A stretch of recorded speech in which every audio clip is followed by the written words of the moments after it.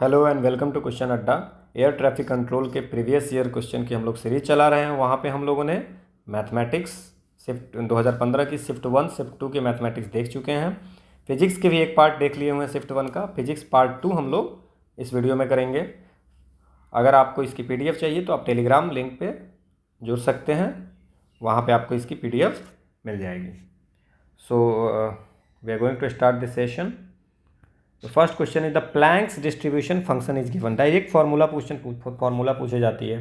सो Planck distribution function जो होगा वो e omega t is equal to 1/e(h)(ω)/t minus 1 by होता है। तो अब देख लीजिए कौन सा है इसमें answer. So the answer is this one. तो आपको फार्मूला भी पता होगा तो ये पता चल जाएगा। Next question, in an orbital motion the angular momentum vector is along the radius vector, parallel to the linear momentum, in the orbital plane, perpendicular to the orbital plane। अब इसमें जो एंगुलर मोमेंटम होता है वो पहले क्या होता है वो देख लीजिए। एंगुलर मोमेंटम जो होता है L R/mv, और this is the L total जो होता है वो L orbital plus L spin, ठीक है। And the orbital plane is perpendicular to the angular momentum, ठीक है ना। ये होगा perpendicular the orbital momentum, orbital plane, ठीक है। तो ये आपको याद रखना है। That's enough for this question. Next question is that the Clausius Mossotti equation. ये जो क्लॉसियस-मोसोट्टी इक्वेशन क्या करता है? सो दिस इज ये relation between the polarisability, alpha जो है यहाँ पे वो पोलराइजेबिलिटी है, ठीक है, पोलराइजेबिलिटी है of a molecule, and the dielectric constant जो है सो ये जो एप्सिलॉन है of a dielectric substance made up of molecules with this polarisability, ठीक है। सो ये आपको क्लॉसियस-मोसोट्टी। अब ये फार्मूला अगर आपको पता होगा तो आप ये क्वेश्चन बना पाएंगे। अगर ये फार्मूला आपको नहीं पता होगा तो ये क्वेश्चन आप नहीं बना पाएंगे, ठीक है। सो डाइलेक्ट्रिक ये जो पोलराइजेबिलिटी है और इसका, तो ये जो होती है क्या होती है, ER-1 ER+2 is equal to N0 α3 ε0, ठीक है। सो अल्फ़ा जब मोलिकुलर पोलराइजेबिलिटी होती है, ठीक है। तो देख लीजिए आप इसमें से कौन सा आंसर आपको लग रहा है। ये -2 नहीं है, -1+2 -1+2 दिस इज द आंसर। तो ये तो आपको पोलराइजेबिलिटी और डाइलेक्ट्रिक कांस्टेंट के बीच में रिलेशन है, Clausius Mossotti equation. Next question, the work done in deforming a body is given by. So this is nothing but the half into stress into strain. Direct formula पे question पूछी जा रही है तो आप फार्मूला ज़रूर पढ़ के जाएं, जितनी ज़्यादा हो सकती है फार्मूला को आप एक बार सही से देख के जाए। Work done in deforming the body, just stress क्या होती है, फोर्स एरिया, ठीक है ना। और ये जो होती है वर्क जो होती है हाफ इंटू एफ इंटू ये, सो this is the nothing but the half into stress into strain. Hope आपको ये समझ में आई होगी, ठीक है ना। स्ट्रेन तो बस रेशियो होती है। Now a liquid drop acquires spherical shape, ये GS आप पढ़े होंगे, वहाँ पे भी पढ़े होंगे, ठीक है। जनरल नॉलेज में भी आती है कि liquid drop acquires spherical shape due to the surface tension. Now what is the surface tension? This is the force per unit length, या इसको हम लोग कह सकते हैं कि surface energy per unit area. Next question, again the Clausius Clapeyron equation of latent heat. तो Clausius Clapeyron equation of latent heat क्या होता है, ठीक है। सो ये क्या है कि ये जो dP/dt है वो rate of increase of vapour pressure with temperature है, ठीक है। वेयर L क्या है, specific latent heat of vaporisation, ठीक है। सो दिस इज द ये फार्मूला आपको इसको भी याद रखना पड़ेगा। So L/T V2 minus L/T V2 minus V1, so the answer is 1। ये आपको थोड़ी बहुत फार्मूला याद रखनी पड़ेगी, but this is a impossible to retain each and every formula, but थोड़ा बहुत भी आइडिया होगा तो आप क्वेश्चन बना सकते हो. So dp/dt is the rate of increase of vapour pressure with temperature और L is the specific latent heat of the vaporization. T temperature है. नेक्स्ट क्वेश्चन ये है कि the working principle of pressure gauge for measuring static pressure of fluid flowing in a pipe is based on. ये अगर आप थोड़ा बहुत पढ़े होंगे तो इसके जो आंसर होंगे वो बर्नौलीज थ्योरम होगी. बट ये पॉइजली थ्योरम क्या कहते हैं, पॉइसिवल थ्योरम क्या कहती है? सो पॉइसिवल थ्योरम कहती है कि फ्लो ऑफ लिक्विड, आप जो ऑप्शन में है उसकी भी अच्छे से देख लें क्योंकि उस पर क्वेश्चन आ सकता है कि the flow of liquid depends on, किस किस पे डिपेंड करती है, बहुत सारी चीज़ों पे. और ये क्लॉजलिस इक्वेशन में मैं फार्मूला बता देता हूँ पहले.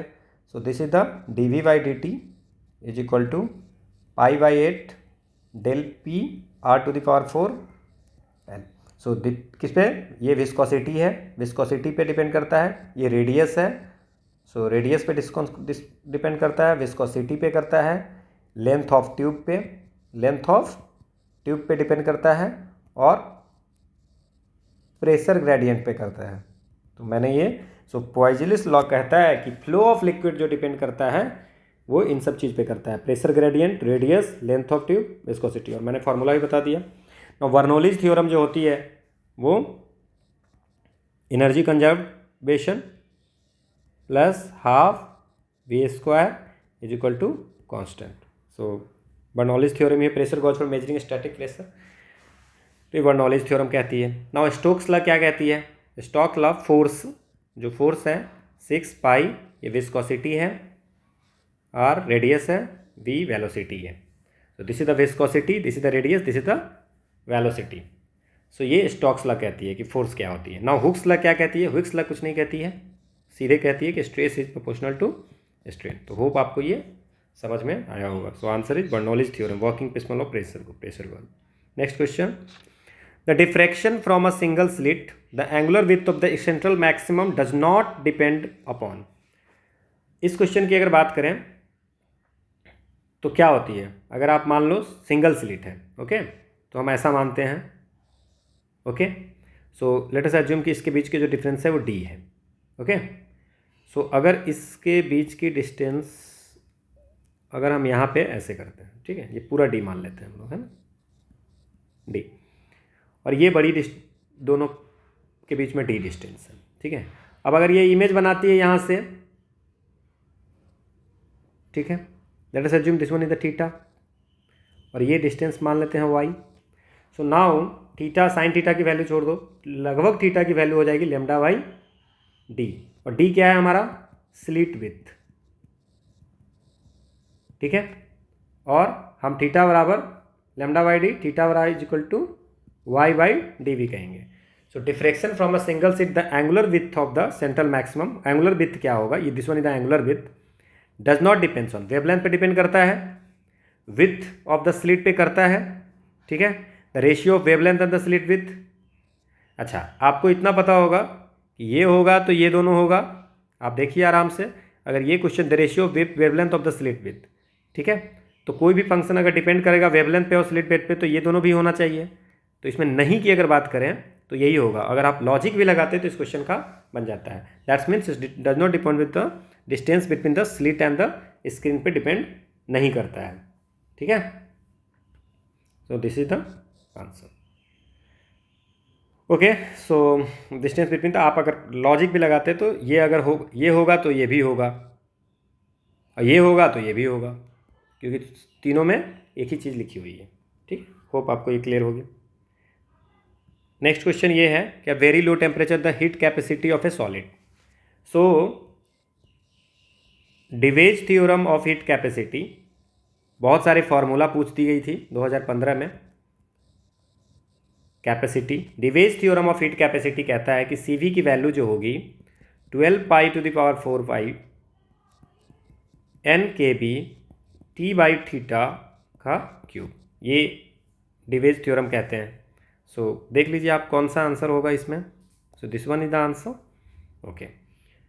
नेक्स्ट क्वेश्चन ये है कि superposition of two waves strength of same amplitude, याद रखिए पहली की point, same amplitude, nearly same frequency, moving in same direction result in the formation of beats. The maximum loudness heard at the waxing is an time. अच्छा, दो चीज़ें होती है, एक होती है वैक्सिंग और एक होती है वैनिंग।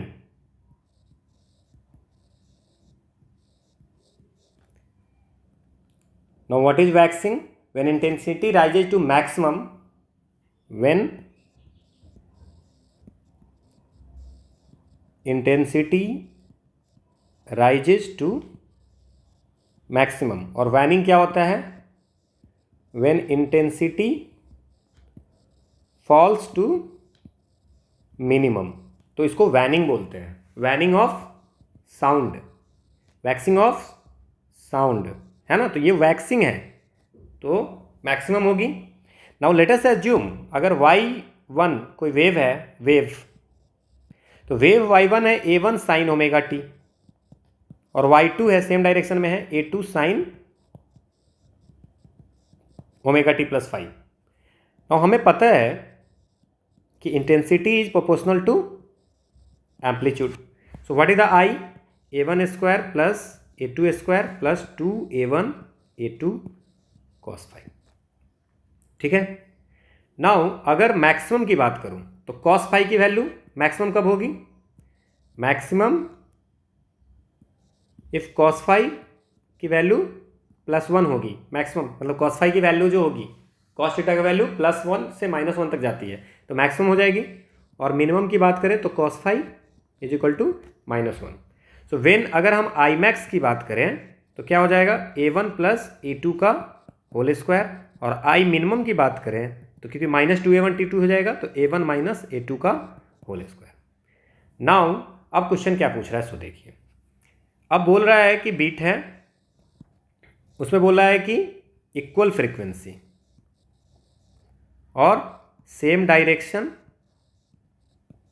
और सेम एम्पलीट्यूड। और एक बात आपको यह भी याद रखना है कि इक्वल फ्रीक्वेंसी और सेम डायरेक्शन ही सुपर इम्पोज करता है तो बीट प्रोड्यूस होती है।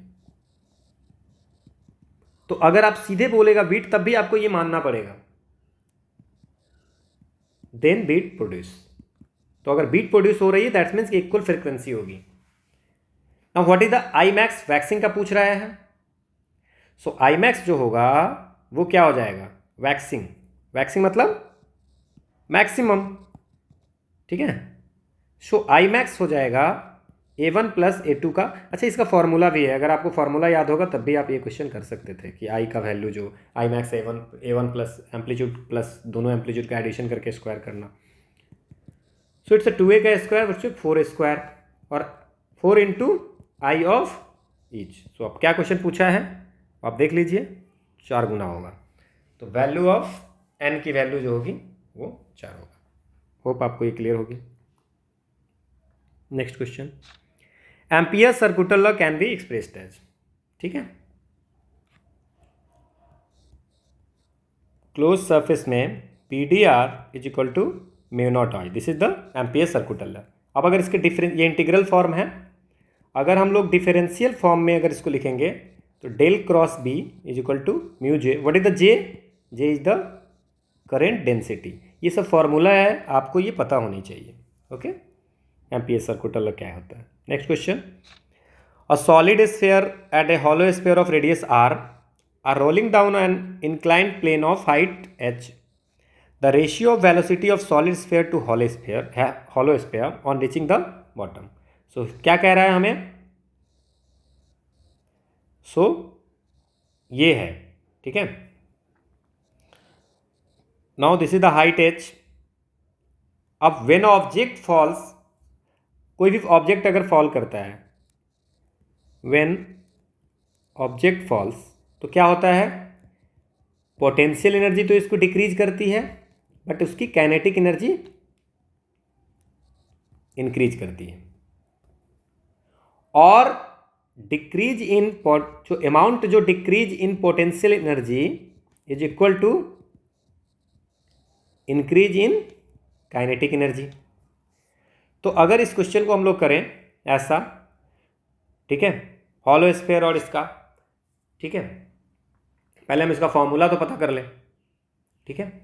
So now what potential energy is equal to क्या हो जाएगा आपका? काइनेटिक इज ट्रांसलेशनल और एक रोटेशन, दोनों कंपोनेंट पे, रोटेशन वाला भी और ट्रांसलेशन वाला भी। Now what is the potential energy? It's mgh, पता ही होगा आपको। काइनेटिक ट्रांसलेशन में हाफ mv² होता है और रोटेशनल में हाफ I ओमेगा स्क्वायर होता है। नाउ अगर हम इसको ब्रेक करें तो क्या लिख सकते हैं? 2 mgh, ओके, सो 2 mgh, ये हाफ को इधर ले गए, और mv² प्लस I और omega is equal to v बराबर, ठीक है ना, ओमेगा आर, ठीक है, तो I is equal to v by. Now what is the v? It's 2gh by 1 plus I by mr²। This is the velocity. Now अब हमें क्या पूछ रहा है कि the ratio of hollow sphere और सॉलिड स्फीयर का। तो ये तो हमारा कोई भी बॉडी अगर गिर रही है, या हॉलो स्फीयर हो, तो उसकी हो गई। अब है कि अब हमके आई की वैल्यू निकालनी है हमें। So M I of solid sphere क्या होता है? अब ये आपको याद रखनी है। M I of solid sphere, moment of inertia 2/5 mr², ठीक है। और हॉलो स्फीयर के लिए क्या होती है? तो पहले इसका निकाल लेते हैं v। तो वेलोसिटी ऑफ सॉलिड स्फीयर क्या हो जाएगा? 2gh। आप ये फॉर्मूला डायरेक्ट भी याद रख सकते थे, 2gh by 1 plus 2/5 mr² by mr²। ये कैंसिल हो गया, तो क्या हो जाएगा? √10/7 gh। This one is the 1। Now what is the M I of hollow sphere? यह हल्का है, तो I is equal to 2/3 mr²। Hollow sphere के लिए I is equal to 2/3 mr² होता है। नाउ अगर वेलोसिटी ऑफ हॉलो स्फीयर की करेंगे, हॉलो स्फीयर की अगर वेलोसिटी करेंगे तो क्या हो जाएगा? 2gh by 1 plus, just I की जगह पे हम लोग मोमेंट ऑफ इनर्शिया इसका निकाल के डाल रहे हैं। सो mr² ये कैंसिल हो गई। सो this one is the √6gh/5। Now हमें पूछ क्या रहा है? हमें पूछ रहा है कि the ratio of velocities of solid sphere and hollow sphere. So he is asking about the velocity of solid sphere by velocity of hollow sphere. तो हम लोग क्या करेंगे? 1/2 कर देंगे, है ना, मतलब 1/2। सो व्हाट इज दिस? सॉलिड का √10/7 gh बाई √6/5 gh, ठीक है। ये दोनों तो ऐसे ही कैंसिल हो गया। नाउ √10/7 इंटू 5/6, सो 3 और ये 5, सो √25/21 इज द आंसर। नाउ कहीं पे ऐसा है? Yes, so this is the answer. अब ये फॉर्मूला याद रहेगा तो थोड़ा आप आसानी से बना सकते थे, जस्ट वैल्यू पुट करना था। Okay, so the next question, in cold season when lakes freezes, only the top water freeze, below this layer the water does not freeze and the aquatic life survive. This happens because the density of water is maximum at 4 degrees Celsius. This is the easiest question. Okay, next question, a double slit experiment is performed with light of wavelength क्या दिया हुआ है? lambda is equal to 500 nanometre. तो हम लोग इसको metre में convert कर लेते हैं, 9 metre. A thin film of thickness जो है 2 micrometre. So 2 micrometre 2 into 10⁻⁻6 metre, and mu की वैल्यू दिया हुआ है 1.5। Is introduce in the path of the upper beam, the location of the central maximum.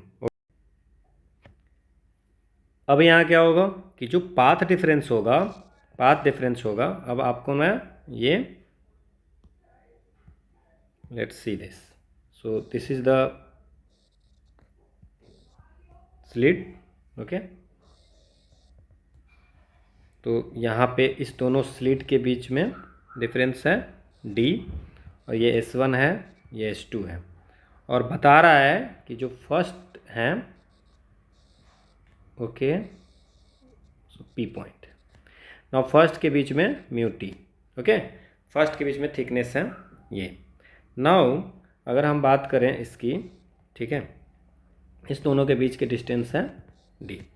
Now lambda की value हमें पता है, टी की value. Now what is the path difference? So path difference जो होती है वो d μ-1 t/r डी होती है। What is the value of omega, जो फ्रिंज विथ होती है ओमेगा, चूँकि हमें फ्रिंज विथ में बताया गया है, देख रहे हो 2 फ्रिंजेज 3 फ्रिंजेज, तो फ्रिंज विथ में बताया गया तो डब्ल्यू की value D lambda by D. Now when we put the value तो del X is equal to क्या हो जाएगा, ठीक है, पाथ डिफरेंस क्या हो जाएगा, omega mu minus 1 t by lambda. तो अगर इसकी वैल्यू हम पुट करते हैं तो omega 1.5 minus 1 into 2 into 10 to the power minus 6, 500 into 10 to the power minus 9। When we solve this तो 2 omega that's means 2 fringe with. अब हमें ये बात करना है कि 2 फ्रिंज विथ तो हो गई, अब ये अपवर्ड करेगा या डाउनवर्ड करेगा। अब ये हम लोग पहले भी बात किए हैं कि since a thin film is introduce in the upper beam, यहाँ पे चूंकि अपर बीम में है तो ये शिफ्ट क्या करेगा, अपवर्ड ही करेगा। तो आप अगर जैसे ही यहाँ पे क्वेश्चन देख लेते हैं कि a thin film of thickness इतना introduce path of the upper beam, ये इस लाइन से ही आप इसको आंसर ऐसा लिख सकते थे, क्योंकि बाकी में सब डाउनवर्ड है। अगर फ्रिंजेस चेंज होता 2 3 4 अपवर्ड में ही रहता तो आप सोच सकते थे, अदरवाइज इस क्वेश्चन का आंसर ऐसे ही कर सकते थे। बट यहाँ पे 2 ओमेगा आ गया, 2 fringe with, so upward shift करेगी। Next question, the London penetration depth क्या है, लंदन पेंट्रेशन डेप्थ क्या है। देखो होता क्या है कि when a super conductor is placed in a weak external magnetic field, weak external magnetic field, the field penetrates the superconductor for only a short distance, and that short distance is London penetration depth, which is equal to mc square 4 pi n q square to half. Okay, so this is all about the shift 1 question. हमने सारी mathematics की question solve कर ली, हमने physics की सारी question solve कर ली। Okay, अगर आपको इसमें कुछ डाउट होगी तो आप कमेंट्स कर सकते हैं या आप मुझसे जुड़ सकते हैं टेलीग्राम पे, जहाँ पे आपको अगर कोई क्वेरी होगी तो आप वहाँ पूछ सकते हैं, और ये PDF भी आपको वहाँ पे मिल जाएगा। So thank you.